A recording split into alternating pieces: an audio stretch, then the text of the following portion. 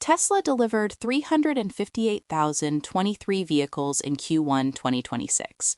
Wall Street expected somewhere between 365,000 and 372,000. On the surface, that looks like a miss. The stock dropped roughly 3%. Analysts filed their notes, bears pointed at the trend line. But here is the part that does not add up. A company genuinely in trouble does not trade at 352 times trailing earnings. A company in trouble does not have Wedbush maintaining a $600 price target while the average analyst sits at $421. Something is structurally different about how Tesla is being valued, and the delivery miss is almost beside the point. That tension is the real story. Tesla is simultaneously shrinking its traditional car business and being priced as if it will dominate two industries that do not yet exist at commercial scale: autonomous robotaxis and humanoid robots. Resolving that contradiction is the only thing that actually matters for investors right now. Start with the hard data. Full year 2025 deliveries fell 9% year over year, the first full year decline in Tesla's history. Q4 2025 deliveries were down 16% year over year. U.S. sales in Q1 2026 came in at 119,900 vehicles, down 12.5% sequentially, with March marking the sixth consecutive month of year-over-year decline. Tesla dropped out of China's top 10 NEV sellers in January 2026, posting its lowest monthly sales since November 2022. On pure EV metrics, the trend is unmistakably negative. The competitive pressure is real and accelerating. NIO delivered 83,465 vehicles in Q1 2026, up 98.3% year over year. Li Auto posted 41,053 units in March alone. BYD exported more than 321,000 vehicles in Q1 2026, with BYD's March deliveries of 300,222 units coming in at roughly 84% of Tesla's entire quarterly total. That is not a rounding error. That is a structural shift in global EV market share. And yet none of that fully explains the valuation, because management is not managing Tesla like an EV company anymore. Operating expenses surged 39% year over year in 2025, driven by AI infrastructure and the Optimus humanoid robot program. Tesla committed roughly $2 billion to xAI Series E. The company is planning more than $20 billion in capital expenditures in 2026, funding 6 new factories, AI compute infrastructure, and expanded robotaxi fleet deployment. Tesla is deliberately compressing near-term profits to build capabilities that traditional automakers structurally cannot replicate. Here is the reversal that most coverage is missing entirely. The energy segment generated $3.84 billion in revenue in Q4 2025, up 25% year over year, with record deployments of 14.2 gigawatt hours.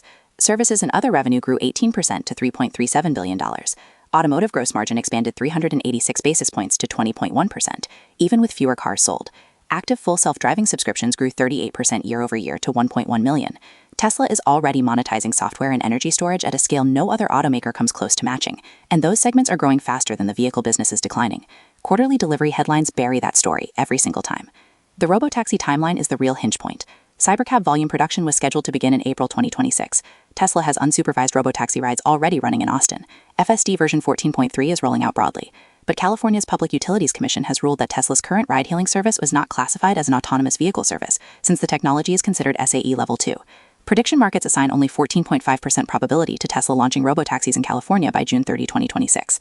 Tesla also disclosed that human operators can remotely control its robotaxis at speeds up to 10 miles per hour in situations where the autonomous system faces limitations, a detail that raises legitimate questions about how close full autonomy actually is. None of the 7 cities where Tesla is targeting robotaxi expansion in H1 2026, Dallas, Houston, Phoenix, Miami, Orlando, Tampa, Las Vegas, has launched yet. That gap between the announced timeline and execution reality is where the valuation risk lives. Forward PE sits at 178 times.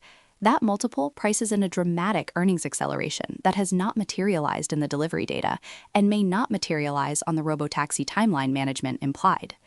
Wall Street analysts have penciled in a 47% compound annual earnings growth rate through 2030, almost entirely on the assumption that robotaxi revenue scales.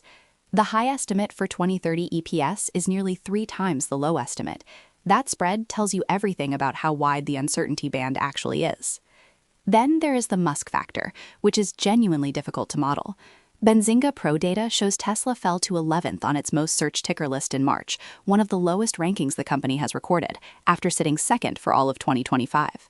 Investor sentiment data suggests the Musk political controversy is creating real brand erosion in core markets. A Morningstar analysis notes the Musk effect can produce stock swings of 20 to 30% in response to Musk-driven news, far above Tesla's typical range.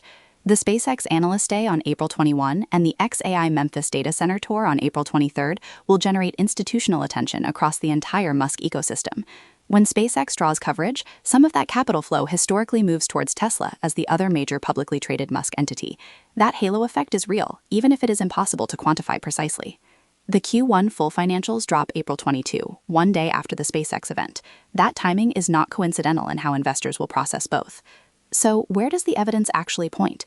Evidence leans toward the transition period being more painful and longer than the current valuation assumes, but not toward structural collapse. The downside path is fairly clear.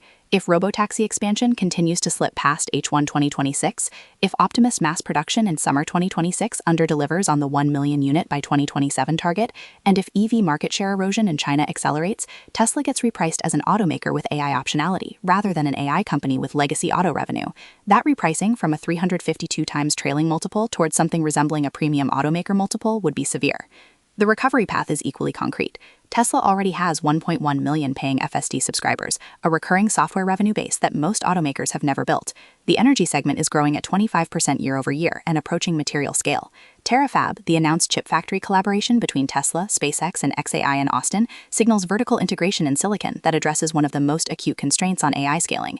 If Cybercab achieves even modest commercial deployment in 2026 and Optimus units begin appearing in warehouse environments, the narrative shifts from story stock with no revenue to AI infrastructure company with demonstrated unit economics. The April 22 earnings call is the first real test of which path has more traction. Vehicle delivery data will be the number everyone quotes. The energy segment trajectory, FSD subscriber growth, and any updated guidance on Cybercab production timing will tell you far more.